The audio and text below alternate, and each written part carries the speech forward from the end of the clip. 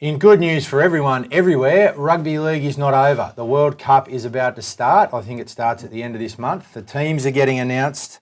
Today there was a little bit of controversy where Sam Thaiday was left out of the Australian side and felt a little bit pissed off that he wasn't given phone call to be told that he was no longer in the side. Now, that seems fair enough for a bloke that's been in the system for a fair while. Yeah, I think, I've seen Sammy's post last night, and I think, it took some balls for him to put it out there because, there's been a lot of players that have played in the green and gold and in the maroon jersey, but I just think he's on that next level. If you play over 20 tests and 20 origins, you deserve a phone call. And I think Mal, to his credit, he felt embarrassed, and he rang him straight away and said sorry, and, Sammy was still upset, you know what I mean? So I think it was just a miscommunication. And Mal's probably got 100 million things on his mind and probably didn't think of Sammy at that time. So you got to give credit to Mal coming out and going, look, I'm sorry, I'm embarrassed.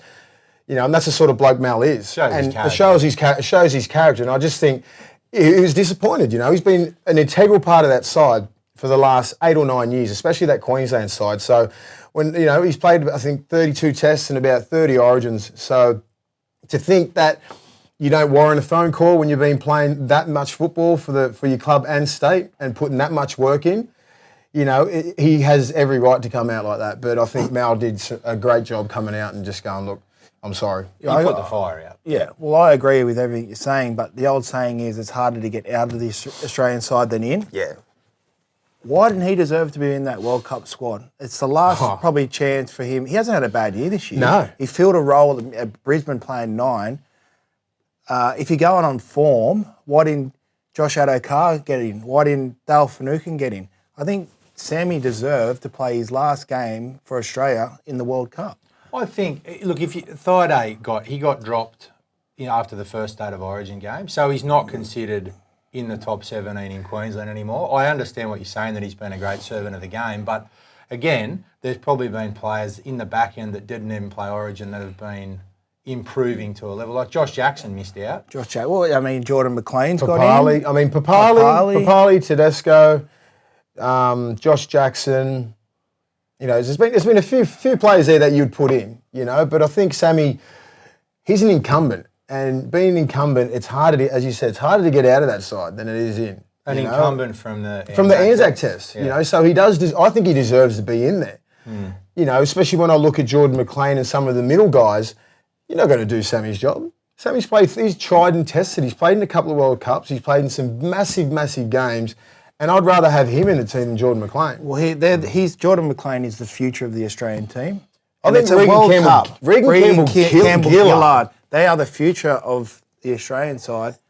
I think Sammy would do a better job than Jordan McLean. But congratulations to the kid. It's not his fault that he got selected, other than he's played fairly good. He didn't play in Origin. He was an 18th man. No.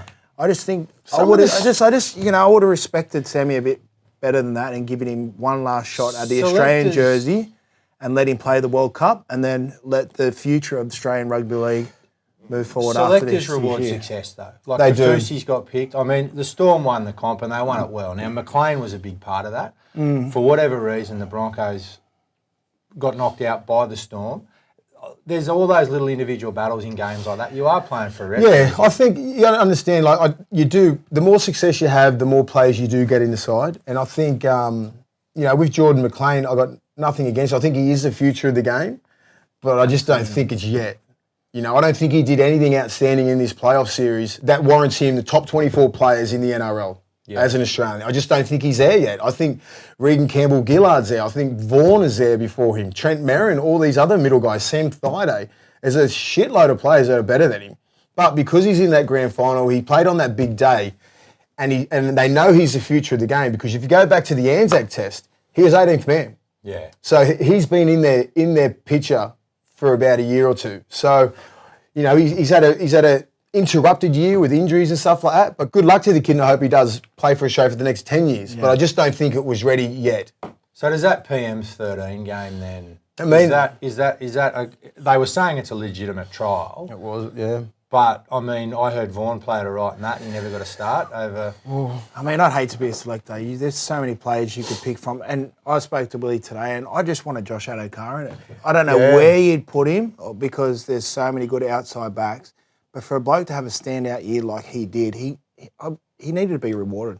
And especially the way he played in the grand final. He would have been one of the first picks. Yeah, exactly. But there's just so many good players. And the thing is, like, it must suck. I mean, especially with our outside backs. You know, we've got so many good outside backs. We've got Dugan. I mean, Blake Ferguson missed out. You know, he's an incumbent.